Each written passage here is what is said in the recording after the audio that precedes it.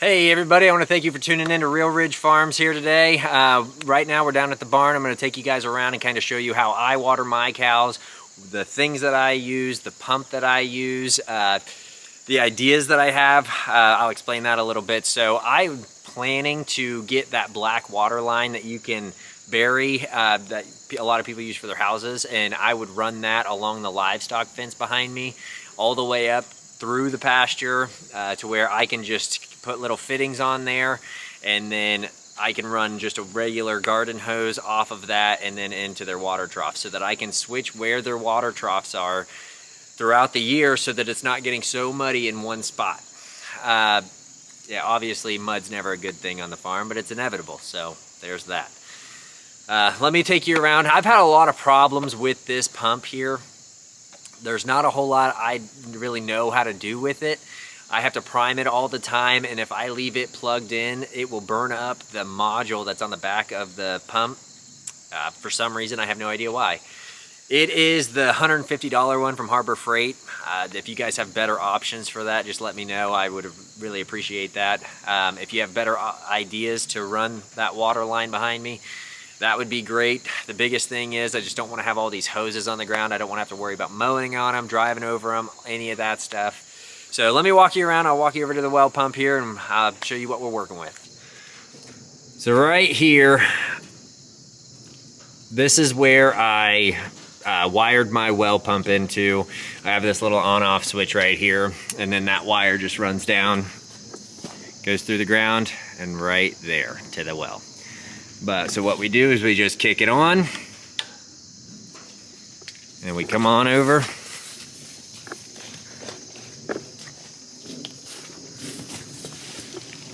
And turn it on at the handle. Pretty easy, self-explanatory there. But this is what I got working with. So I insulated it with this styrofoam insulation here. But we have this little Harbor Freight well pump down there. I sealed up every PVC fitting that I could. The hose right there is just how it was connected before, so I just reconnected it that way.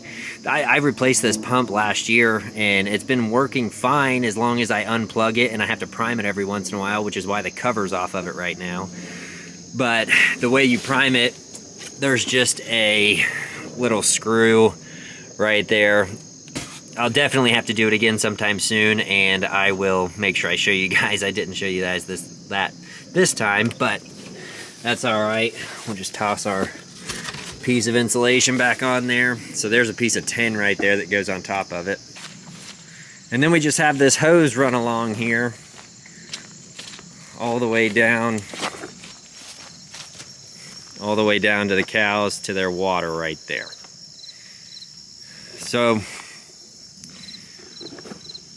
what I was thinking was run a piece of that water line that you bury, run a piece of that along the top of this fence, and then putting connectors onto that so that I can just connect a hose from there, and then connect a hose straight from here, so I don't have to have this hose here running across the ground. Then I have to worry about mowing around it. I have to worry about people running it over. I can simply just take a hose from the well all the way down, and then I'll have another little fitting right here at the fence at some point. And then I can have more fittings branch off of that water line, so I can move their water bucket around, their water trough, so that it doesn't get muddy like it. I mean, you can see it right there right now. You can just see how muddy it is right through there. Not really anything you can do about it here in Ohio, because, I mean, it rains all the time, and yeah. So moving the water bucket around is definitely a great thing.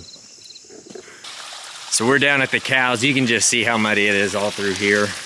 Not much I can do about it except for moving their water bucket, but that's as many hoses as I have.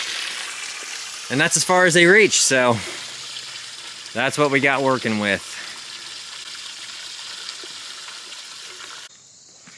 So there you have it. That's my watering system. Those are my ideas. If you guys have any better ideas, please let me know in the comments. I still have a lot of work to do around here, so we'll get it. I hope you guys follow along with me. Thanks for watching Real Ridge Farms. Don't forget to subscribe and like. Thank you.